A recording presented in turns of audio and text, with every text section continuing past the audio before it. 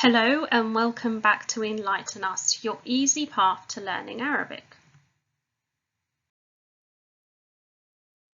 You are joining us for lesson 14 and today we are looking at roots, al-judur. Now Arabic operates on a 3, sometimes 4-letter root system. What exactly does this mean? Well, let's have a look at the words we have in front of us. مخرج, exit. تخرج, he graduated. الخروج, going out. خرج, he went out.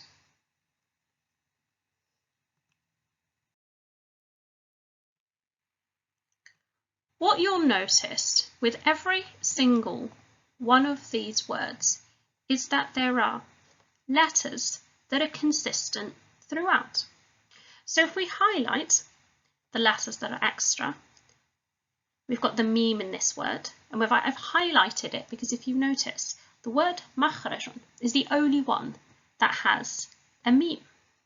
We've got the L and the waw, and again, al-khuruj is the only one that has the alif lam and the waw. None of the other words do. Takharraja has the original ta, and of course here, as the shadda pertains, there's an additional ra. So what are you left with?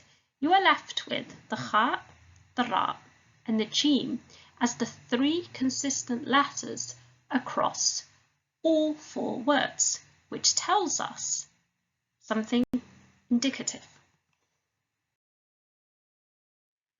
Those letters are the root, and the root is expressed as kharaja, with the meaning he went out. So it is expressed in the past tense, so this particular verb, in the singular, the masculine, and the 3rd person form. This is really useful to know if you wanted to use a dictionary, for instance. This would be your landing point. You'd have to work your word back to its past tense, singular, masculine, 3rd person form to be able to find it in most Arabic dictionaries. What you'll also notice is that if we use the masdar, so we've got here al-khuruj, going out, and we call this the masdar, this particular formation, is that as well as a consistent group of letters, 3 letters that is weaved in the word, there's also an underlying meaning that is consistent in the words. And in this case, all 4 words relate back to the meaning of al-khuruj, of going out in some way. Let's have a look at another example.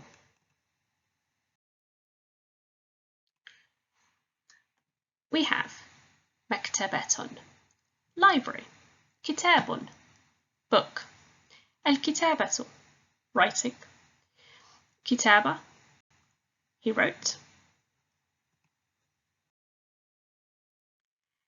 Again, by identifying the additional letters, we can identify what the root is. So in this case, for instance, we've got the meme here, which is additional, and the ta marbuta in مكتبة. In kitabun, it's the alif used for elongation, the long vowel here. The alif lam here in al-kitabatu, and the ta again marbuta. These are all additional, which leaves us with what? The kaf, the ta, and the ba. Kataba.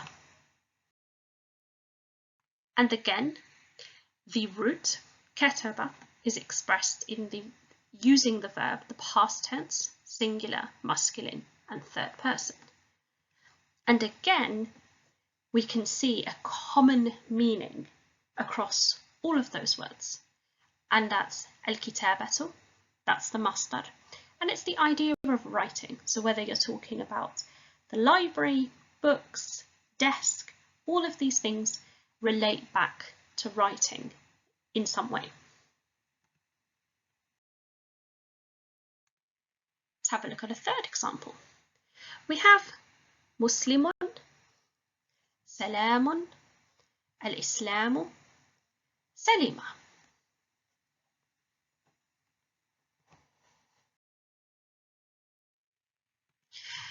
So let's work through and remove the additional letters. But as well as working through and removing the additional letters, it's worth making a point on the meaning. So let's start and go through by removing the letters. So we've got the additional meme here. We've got the alif.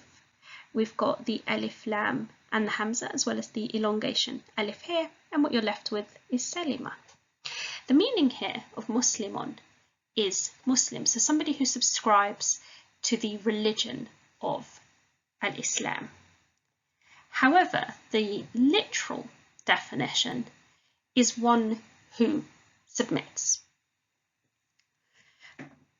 Salamun here means peace, and a lot of people conflate Islam, Muslim with peace or say that it means peace, but no, rather it shares the same root.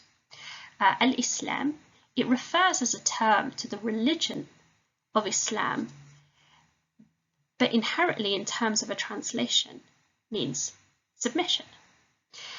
And salima, the verb, means to remain intact. So salima, he, or remember, he can also be used for it as well, interchangeably. So it remained intact, so it didn't break.